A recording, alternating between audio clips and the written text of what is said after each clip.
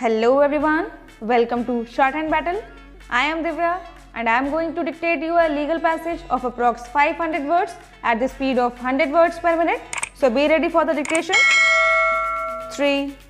2, 1 and go.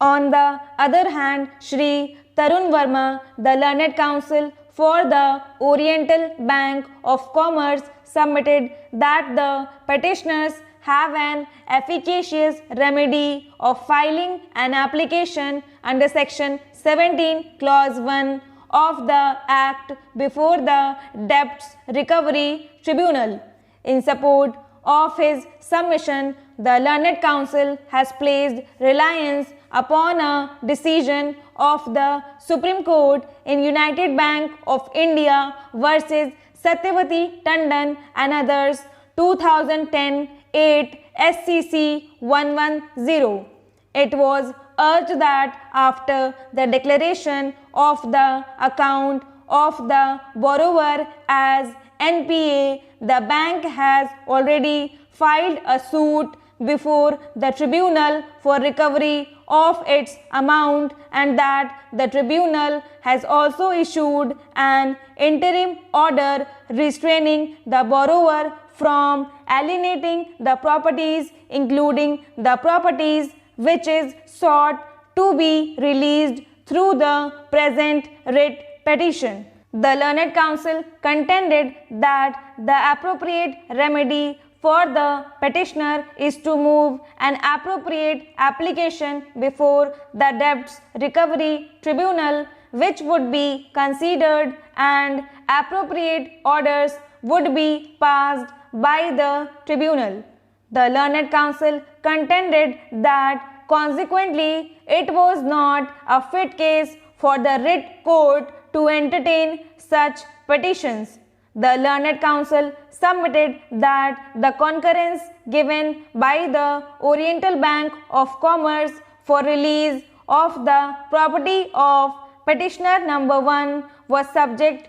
to fulfillment of certain terms and conditions at the time when the account of the borrower was standard and regular, but during the consideration of the matter, the borrower did not maintain financial discipline and the account of the borrower became NPA. As such, in the changed circumstances, the bank was not bound to honor the concurrence since the conditions were not fulfilled by the petitioners. The Learned Counsel submitted that the borrower has failed to maintain the financial discipline and have made no effort to regularize the account, and consequently the request for substitution of the mortgaged properties could not be acceded to. The Learned Counsel further submitted that the account of the borrower was declared NPA as per the Reserve Bank of India guidelines, and since the borrower did not make any effort to regularize its account, proceedings under the Act was initiated. The Learned Counsel contended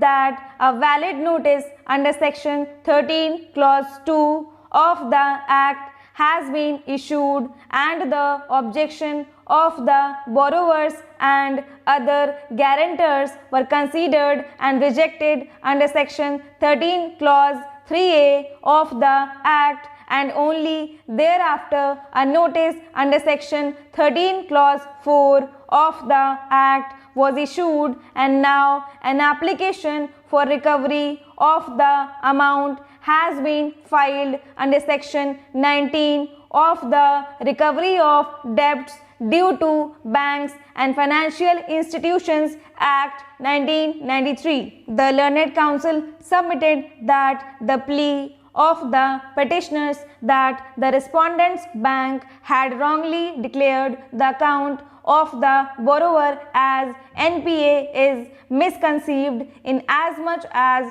such plea could not be raised for the first time in a writ jurisdiction, as the said plea was never raised before the bank, nor was raised in their objection filed under section 13 clause 3A of the Act. Stop.